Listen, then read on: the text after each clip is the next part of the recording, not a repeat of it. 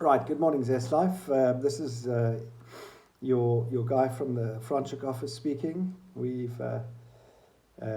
you can see, lockdown's had a serious effect on my looks, but I promise you, I'm still the same. Um, just a little bit more mean and lean and mean. But look, we've been at home for 2 months, all of us.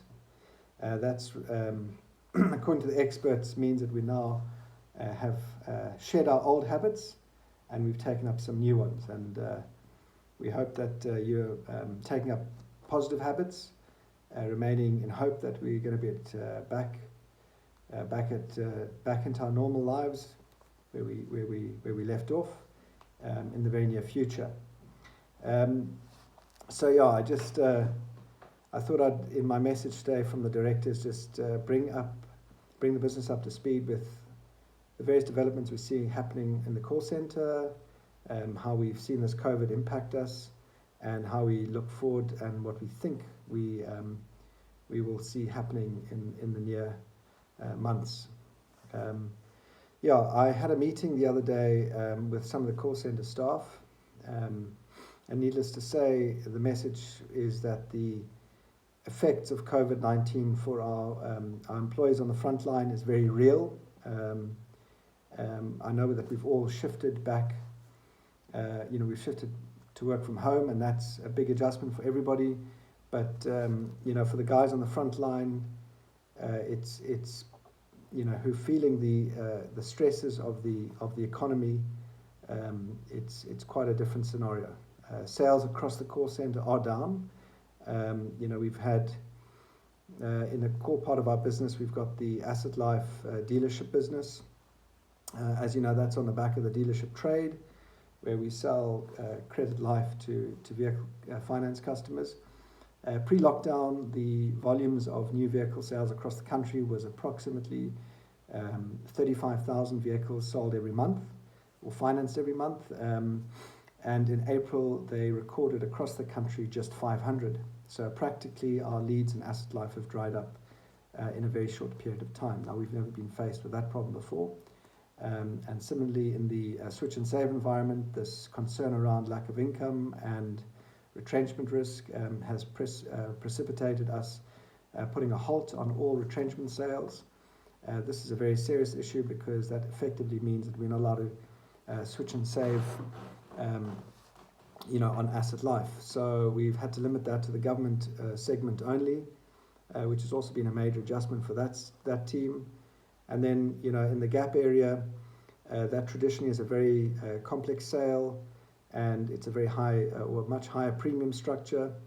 And in these financial times, a lot of customers are feeding back that they would just like a call. They're interested, but would like a call, after lockdown and when there's more certainty. And that's obviously created a slowing, quite a dramatic slowing down in sales there. In general, we've had probably a little less than 50% of our sales during this COVID period, and that's quite serious from many respects. I don't mean to sound an alarm, and I'm certainly not panicking. What we just need to do is we need to take action and provide support as management to our sales team in every way that we can, and that we certainly are doing. So, and I suppose all that action is primarily just so that we can start building up some hope for the future. We need a lot of hope right now that things are going to normalize and that things are going to return to normal for the average call center consultant. And because we know that any dreams for the future, any hope for the future without action is a fairly futile exercise. So we're quite serious about putting into place some action. And I thought I'd just bring you up to speed with some of the things that are taking place in the call center, just to drive through on those, to drive through some change. The CEO of Microsoft was recently quoted as saying that this COVID pandemic has done more to the reach of technology in 2 months than the entire world's efforts have achieved in the last 2 years. It's quite a poignant sort of statement, and it's something that I think is true for many parts of our business. We're all working from home, we're all working remotely. It's something that we probably would never have dreamed of just a while ago, and this is no more true than we've seen in the call center. We've proven we are agile, we've proven that we can react, and I think there are many case studies and case examples that we're currently seeing, and that's no more true than what we've seen displayed in the health area. We've got Dean, with the support of Natasha Fasahi and Chris McCullum, who have developed a virtual broker, medical aid broker appointment sign-up process. This was not previously possible prior to COVID lockdown, but they managed to convince 6 of the top medical aids that they'd like to sign up Zest Life as the brokers for these potential customers via voice recording or electronic signature. They managed to push that through, and that's provided some much needed aid to that sales team. As I mentioned, the sales were down on Gap, and now they're selling quite a lot of broker notes. That's great because they sold 230 in April. They'll probably reach 450 in May, which is remarkable given that prior to lockdown they were barely getting to 100, if that, and so that's provided a lot of much needed injection into that team. So just a great example there of reacting positively, reacting and leaning into the problem and getting a solution out there. Additionally, we've got in the switch and save area, as I mentioned, we're no longer allowed to sell to the medical aid, to the general public with the retrenchment policy. So we've had to limit that to government employees, which is in principle an easy thing to do, but in practice it's quite tricky. You've got to go back to your lead providers.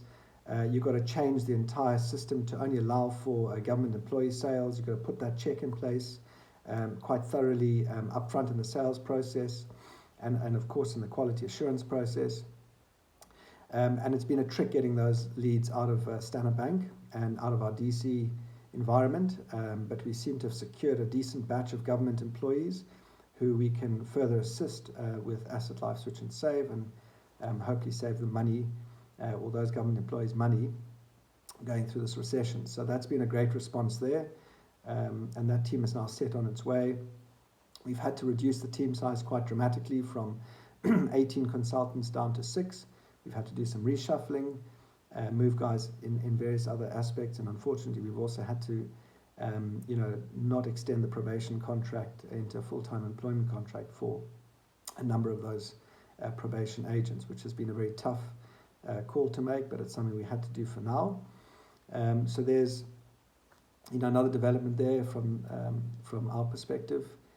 We've got to be very careful about these sales, about getting that employment status correct, and of course in the future, primarily important to communicate with the clients, just to ensure that they're aware that they've got retrenchment or loss of income cover whilst employed, and if that status changes, they need to let us know timelessly.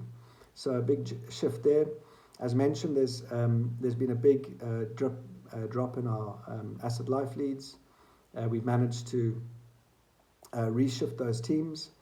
The dealership sales are obviously going to be lower. We've had to restructure the pitches. We've had to dig deep into the callback lists, and in fact we've had to call some leads that we probably and previously would not have called. So that's been a major adjustment, and it's actually not short of a sales miracle that we're still able to produce close on 50% of the pre-lockdown volumes in the core Asset Life team. So that's that. We're working a lot in that area. And then obviously the big project that everyone's talking about, certainly it's taking a lot of time, is the funeral consolidation project. That's a big focus of the business going forward. We're going to see that product line come on stream probably from June, the middle to later part of June, so that we can, obviously save customers some money by consolidating their funeral policies. I think that's going to be a very big and exciting project. We've got a lot of guys working on it from a research perspective, from a technology perspective, and of course from a development perspective.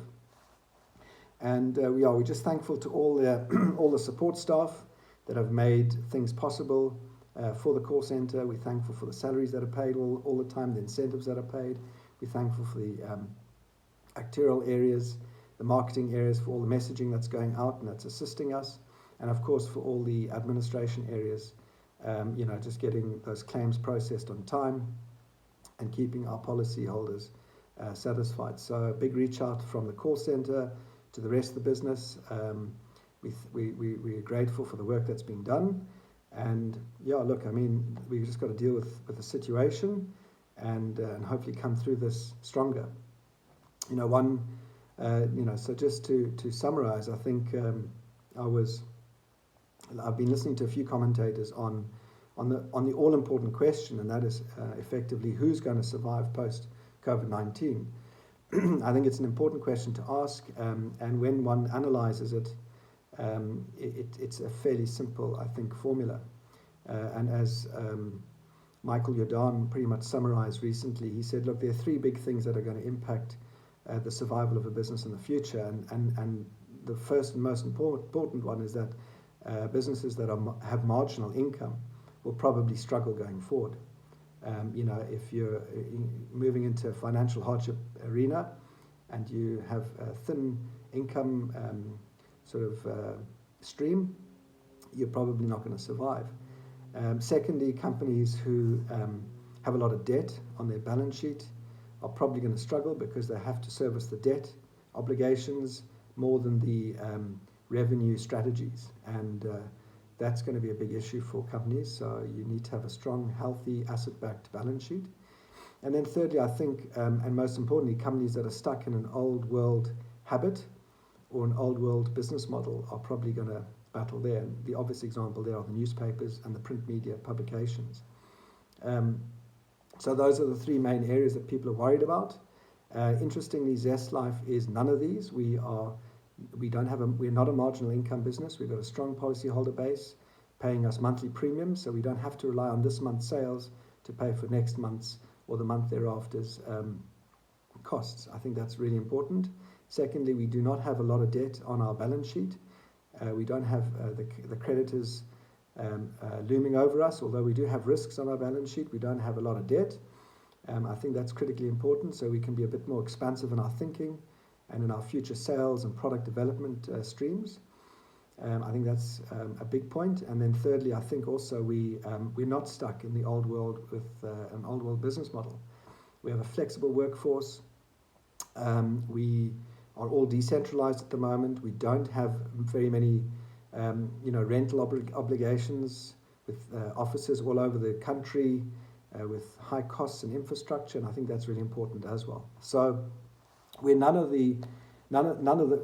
don't fall into those major risk areas, and I think that's a big item for us. And for that matter, as one person has described, a company like Zest Life is almost considered anti-fragile, because we're agile enough to be able to respond to the circumstances we find ourselves in.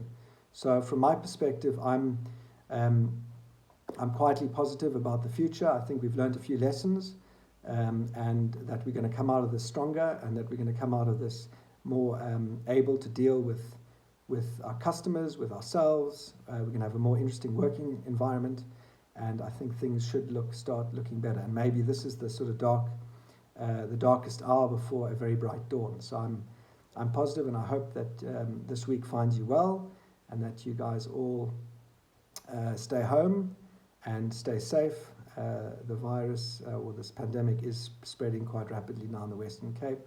So keep safe, guys. Keep working hard, and just keep at it. Thank you very much. Cheers. Bye.